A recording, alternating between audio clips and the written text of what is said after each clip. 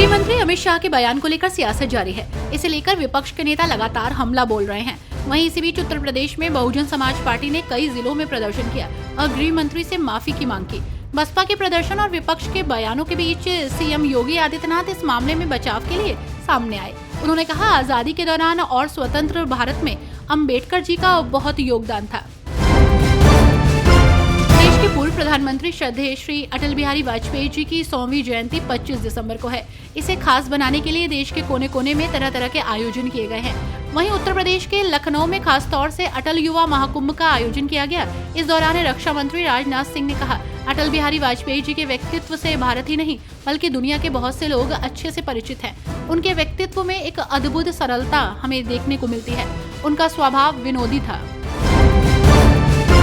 खालिस्तान समर्थक आतंकी गुरवंत सिंह पन्नू ने अमेरिका से एक धमकी भरा वीडियो जारी किया है, जिसमें उसने पीलीभीत में पुलिस मुठभेड़ में मारे गए तीनों आतंकियों को निर्दोष बताते हुए इसका बदला प्रयागराज में महाकुंभ में लेने की बात कही है। पन्नू ने कहा कि 14, 29 जनवरी को और 3 फरवरी को महाकुंभ में इसका बदला लिया जाएगा। केंद्रीय गृह मंत्री अमित शाह द्वारा बाबा साहब पर दिया गया बयान इन दिनों चर्चा में बना हुआ है। इसे लेकर विपक्ष उन्हें घेर रही है। इस बीच प्रयागराज में कांग्रेस ने विरोध प्रदर्शन शुरू किया है। कांग्रेस ने बाबा साहब भीमराव अंबेडकर के अपमान पर गृह मंत्री से देश की जनता से माफी मांगने की मांग की है। कांग्रेस नेताओं ने कहा कि गृह मंत्री देश की जनता से माफी मांगे या फिर इस्तीफा दे। इस दौरान उन्होंने हाईकोर्ट अंबेडकर चौराहे पर बाबा साहब भीमराव अंबेडकर की प्रतिमा पर माल्यार्पण किया। अग्निवीर भर्ती के विरोध में 2022 में हुई हिंसा के मामले में मेरठ कमेटी ने अपना फैसला सुनाया है।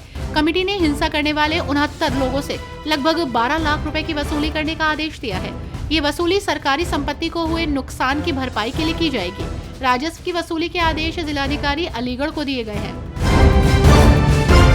भाजपा नेता अपर्णा यादव केंद्रीय गृह मंत्री अमित शाह के इस्तीफे की मांग को लेकर कांग्रेस के विरोध प्रदर्शन पर कहती नजर आई कि कांग्रेस वो पार्टी है जिसने देश को बांटा है और इस पार्टी ने कभी झूठ और छल के अलावा देश का भला नहीं चाहा। उन्होंने कहा कि केंद्रीय गृह मंत्री अमित शाह ने संसद में कुछ भी गलत नहीं कहा। कांग्रेस केवल भ्रम फैलाने का काम कर रही है।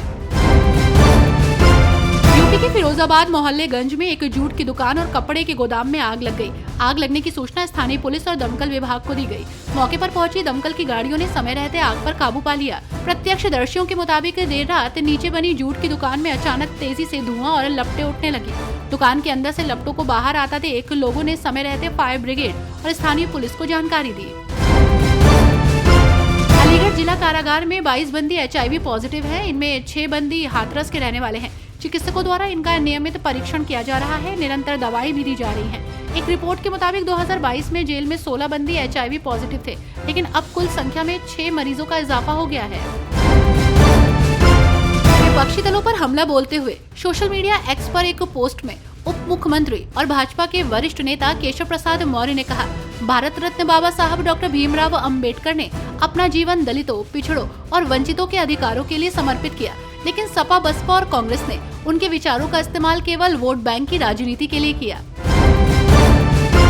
मथुरा के परिषदीय स्कूलों में अर्धवार्षिक परीक्षाएं शुरू हो गई हैं।